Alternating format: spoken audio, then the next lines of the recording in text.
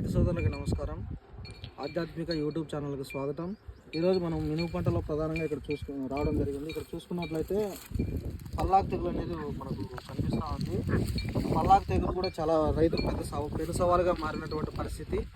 ఈ పల్లాకు తెగులు మనకి ఏ విధంగా వస్తుంది అంటే ఇది ఒక జెమిని వైరస్ వలన కలుగుతుంది.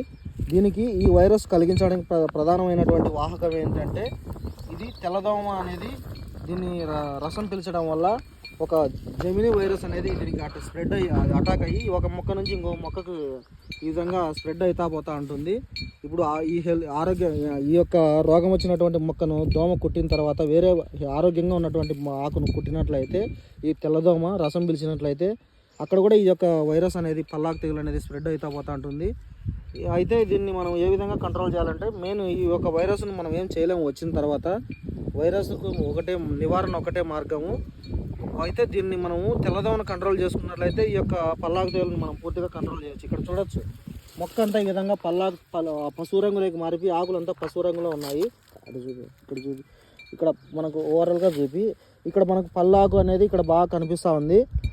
ఇది ఈ విధంగా వచ్చినదంటే ఆకులు పసుపు రంగులోకి మారడమే కాకుండా పూత కూడా మనకు సరిగా లేకుండా మొత్తం తొలి దశలో వచ్చినట్లయితే పంట మొత్తం కొన మొదలు చూసినంతా కూడా ఇట్లా పసుపు రంగులోకి మారిపోతుంది తొలి దశలో. అయితే తర్వాత మనకు పూత దశలో పిందె దశలో వచ్చినప్పుడు పూత పిందె మొత్తం కూడా పసుపు రంగులోకి మారిపోయి వాటికి ఎటువంటి దిగుబడి లేకుండా కాయలు దానికి ఫలదీకరణ జరగకుండా ఎటువంటి పంట అనేది ఉండదన్నమాట.